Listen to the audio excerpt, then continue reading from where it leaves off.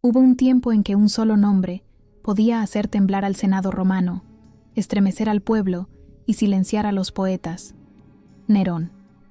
Su figura ha quedado grabada en la historia como un símbolo de excesos, locura y destrucción.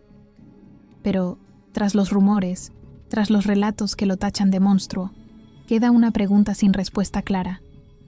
¿Fue realmente el tirano sanguinario que la historia nos vendió? ¿O una víctima de un relato escrito por sus enemigos? En el año 68 después de Cristo, Roma fue testigo del colapso de un poder que parecía eterno. La muerte de Nerón marcó mucho más que el final de un hombre. Fue el derrumbe de una dinastía, el fin de una era y el inicio del caos. Lo que ocurrió en aquellos días finales aún genera debate. Algunos afirman que Nerón se suicidó en un último acto de teatralidad.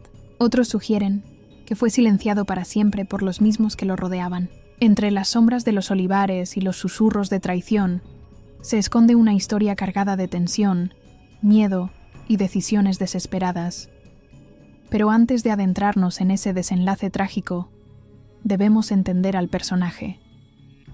Nerón fue el último emperador de la dinastía Julio-Claudia, heredero de un linaje marcado tanto por la grandeza como por la tragedia. Ascendió al trono con apenas 17 años, en un inicio, bajo la tutela de su madre Agripina, para después forjarse una reputación que oscilaría entre el refinado amante de las artes y el cruel perseguidor de opositores. Su nombre ha sido maldecido, caricaturizado, demonizado, pero también ha sido defendido por algunos que ven en él a un líder incomprendido, que desafió a la aristocracia en favor del pueblo.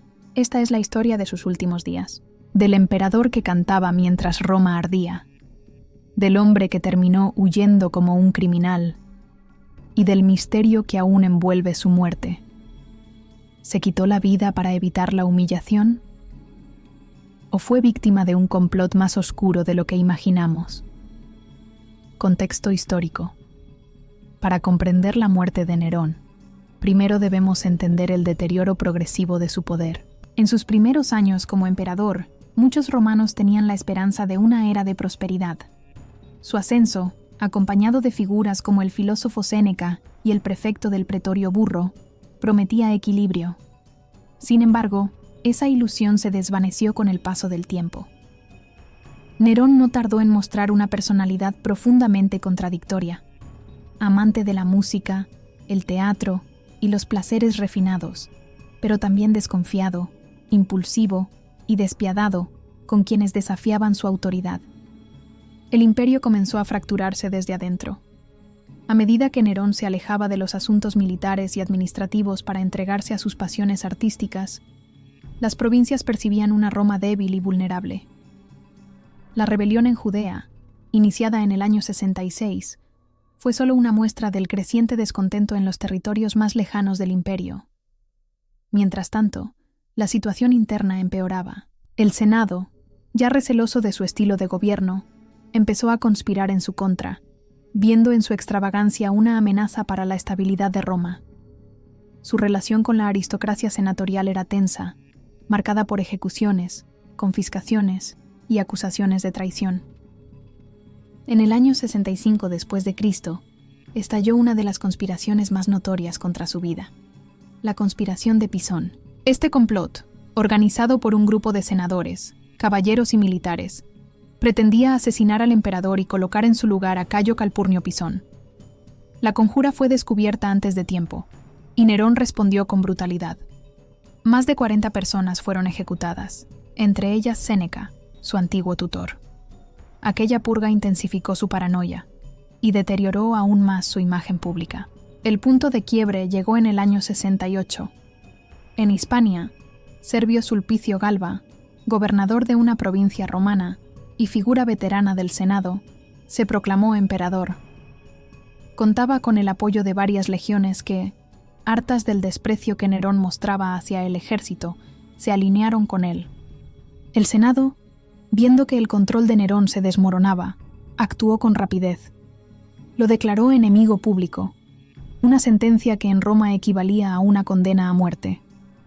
Nerón, que durante años había vivido en el centro del poder, rodeado de lujo y servilismo, se encontraba ahora solo, abandonado por sus aliados, despreciado por el Senado y traicionado por el ejército. El emperador más excéntrico de Roma había perdido todo, menos el miedo. Así comenzaba su caída final. La huida y los últimos días. La mañana en que Nerón comprendió que ya no tenía escapatoria, Roma era una ciudad que respiraba tensión. Había dormido poco, si es que llegó a dormir. La noticia de que el Senado lo había declarado enemigo público, una de las mayores humillaciones que podía sufrir un emperador romano, lo dejó paralizado. Para cualquier otro, aquella declaración significaba una sentencia inevitable, muerte ritual al estilo romano, es decir, flagelación pública hasta la ejecución. Para Nerón, la idea era inaceptable. Él, que había vivido como una figura casi divina, no concebía morir como un criminal cualquiera. Durante esas últimas horas en el Palacio Imperial, intentó negociar.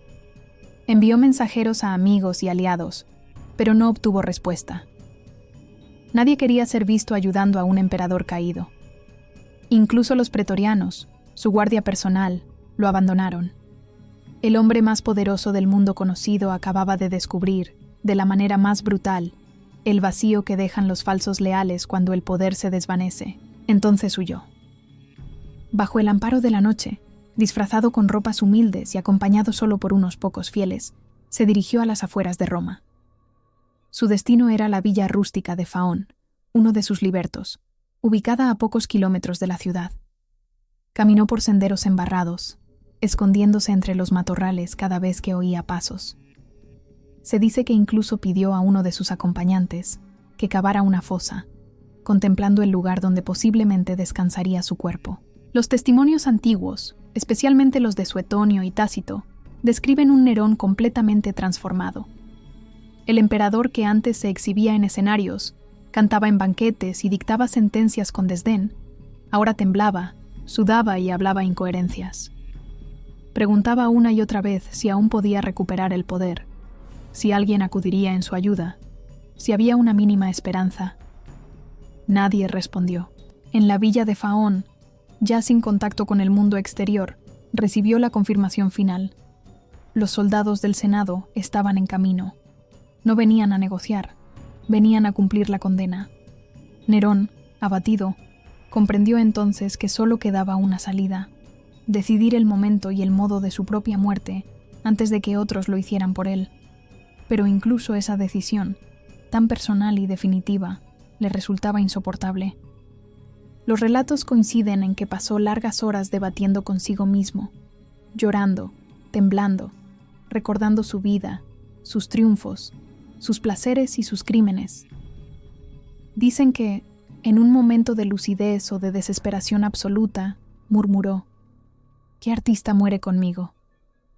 Una frase que muchos interpretan como la expresión final de su vanidad, pero que quizás también reflejaba el temor de desaparecer sin dejar huella. La muerte, sin embargo, aún no había llegado. Faltaba un último acto, la muerte de Nerón. La escena era casi teatral, como si el propio Nerón estuviese dirigiendo el último acto de su vida. Encerrado en una humilde habitación de la villa de Faón, rodeado por el murmullo de los sirvientes y los suspiros tensos de los pocos leales que aún lo acompañaban, el emperador dudaba. El tiempo se agotaba.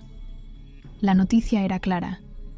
Los jinetes enviados por el Senado se acercaban y no venían con clemencia.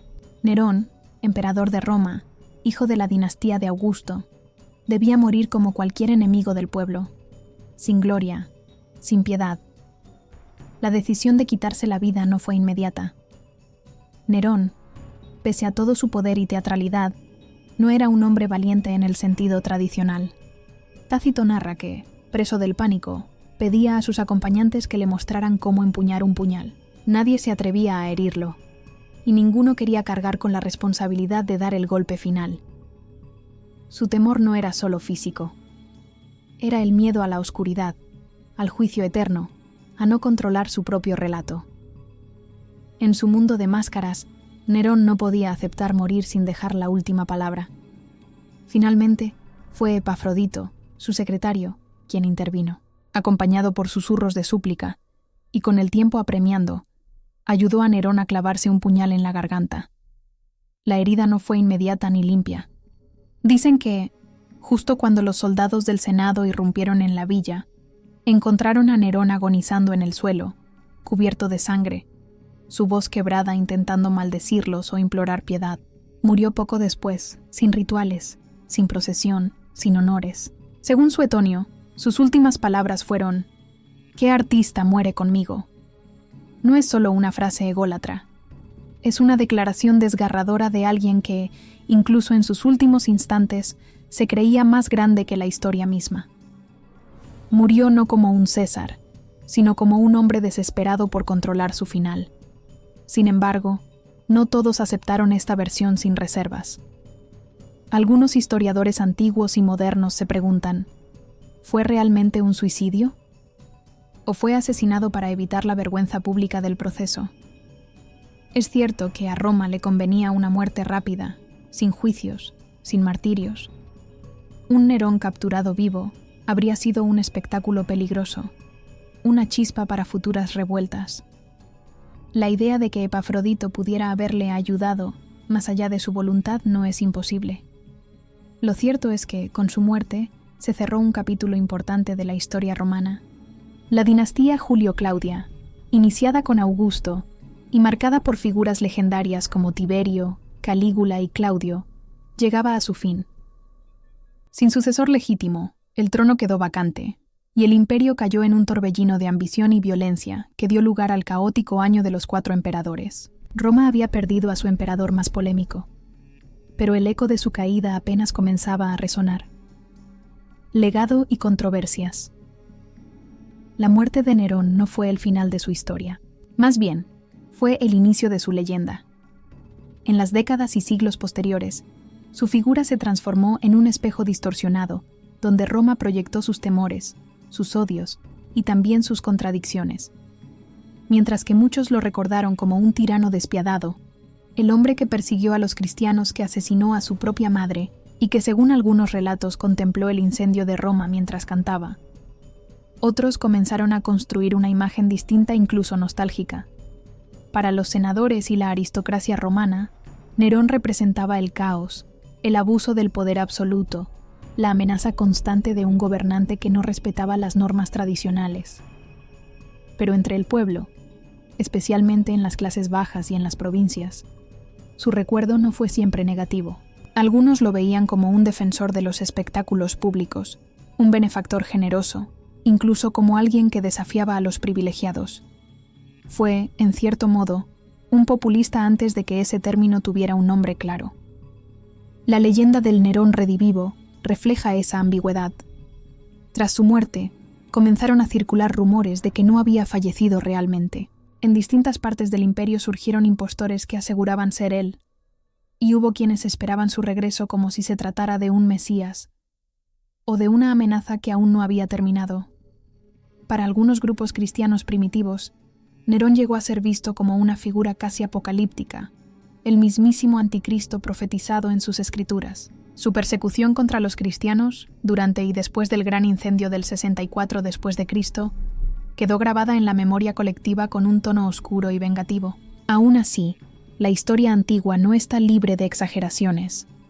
Muchos de los relatos más escandalosos provienen de autores como Suetonio, Dion Casio o Tácito, cuyas obras, aunque valiosas, están marcadas por fuertes opiniones personales y el deseo de construir un mensaje político.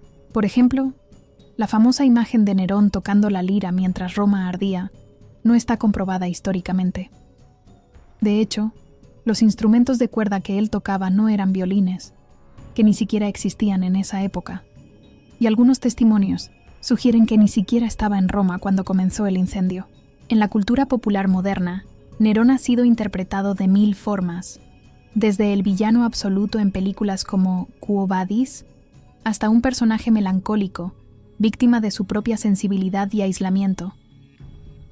Cada generación lo ha moldeado a su manera, ya sea para advertir sobre los peligros del despotismo o para explorar la tragedia de un hombre aplastado por el peso del poder y de su propia psique. Nerón murió como vivió, rodeado de dramatismo, incertidumbre y contradicción. Fue un emperador que desafió los moldes tradicionales, que se creyó más artista que gobernante, y que, sin embargo, marcó a fuego una de las etapas más turbulentas del Imperio Romano. Su caída no solo selló el fin de una dinastía, sino que abrió paso a un periodo de guerras civiles, donde el poder cambió de manos a ritmo vertiginoso. El caos que siguió a su muerte confirmó que su figura, por errática que fuera, había sostenido un frágil equilibrio. Y aún hoy, casi 2000 años después, seguimos debatiendo quién fue realmente Nerón. ¿Un tirano sanguinario e inestable? ¿Un joven incomprendido que buscó expresarse en un mundo cruel? ¿Un hombre aplastado por el peso de sus propias decisiones? ¿O por la versión que otros escribieron sobre él? La historia no ofrece respuestas definitivas, pero sí abre espacio para la reflexión. En cada rincón del pasado hay ecos que nos hablan del presente. Y Nerón, con todas sus luces y sombras, sigue siendo uno de los personajes más fascinantes y polémicos del legado romano.